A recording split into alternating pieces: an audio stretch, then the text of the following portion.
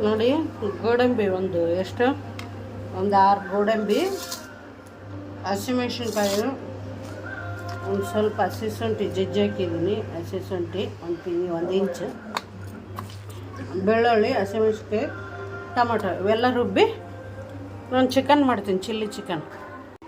Cooker ಇಟ್ಟು ಈ ಕುಕ್ಕರಲ್ಲಿ ಮಾಡ್ತೀನಿ ಗ್ರೇವಿ, ಚಿಲ್ಲಿ ಗ್ರೇವಿ. ಸ್ವಲ್ಪ ಆಯಿಲ್ ಹಾಕ್ಬಿಟ್ಟು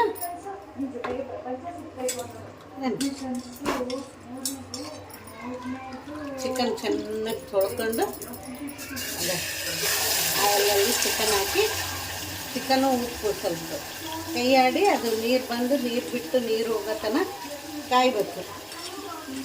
ಚಕ್ಕ ಲವಂಗ ಏನು ಹಾಕಿಲ್ಲ, ನಾನು ಮಿಕ್ಸಿ ಮಾಡ್ಕೊಂಡಿದ್ದು.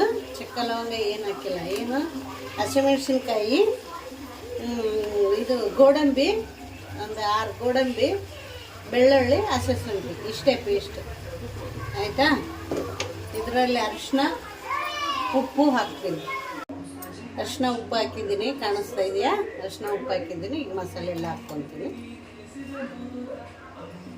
ಮಸಾಲೆ ಎಲ್ಲ ಹಾಕ್ಕೊಂಡು ಕೈ ಆಡಿಸಿ ಉಪ್ಪು ನೋಡಿ ಕುಕ್ಕರ್ ಮುಚ್ಚಳ ಮುಚ್ಚಿ ಒಂದು 3 ವಿಜಿಲ್ ಹಾಕ್ಸಿದ್ರೆ ಮುಗೀತು. ಏನಂತೀರಾ? ಕಲಸಿ ನನಗೆ ಗ್ರೇವಿ ಎಷ್ಟು ಬೇಕು ಇದರೊಳಗೆ ಮುದ್ದೆ ಮಾಡ್ತೀನಿ. ನಾನು ಜೋಳದ ಮುದ್ದೆ ಮಾಡ್ಕೊತೀನಿ. ಈಗ ಲಾಸ್ಟಿಗೆ ಧನಿಯಾ ಪೌಡ್ರು ಮಾಡಿಟ್ಕೊಂಡಿರ್ತೀನಿ, ಹೋಮ್ ಮೇಡ್ ಪೌಡ್ರು. ಧನಿಯಾ ಹುರಿದ್ಬಿಟ್ಟು ಬೆಳ್ಳುಳ್ಳಿ ಹಾಕಿ 1 ಸ್ಪೂನ್ ಬೆಳ್ಳುಳ್ಳಿ ಹಾಕಿ ಸಣ್ಣಗೆ ಪೌಡ್ರ್ ಮಾಡಿ ಇಟ್ಕೊಳ್ಳೋದು. ಎಲ್ಲದರಲ್ಲಿದೆ, ನಾನು ಚಕ್ಕ ಲವಂಗ ಬಳಸಲ್ಲ, ಯಾಕಂದರೆ ಆ್ಯಸಿಡಿಟಿ ಆಗುತ್ತೆ. ನೋಡ್ರಿ ಗ್ರೇವಿ ಆಯಿತಾ.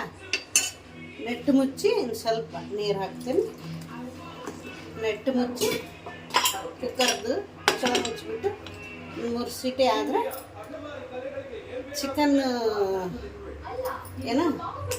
ಚಿಕನ್ ಮಿರ್ಚಿ, ಚಿಕನ್ ಚಿಲ್ಲಿ ಗ್ರೇವಿ ರೆಡಿ. ಇದರೊಳಗೆ ಜೋಳದ ಮುದ್ದೆ ಮಾಡ್ಕೊಳೋದು.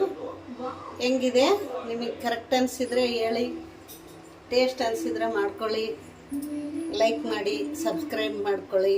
ಮುದ್ದೆ ಮಾಡಿದ ಮೇಲೆ ತೋರಿಸ್ತೀನಿ ನಾನು ಏನನ್ನೋದು. ಏನಂತೀರಾ?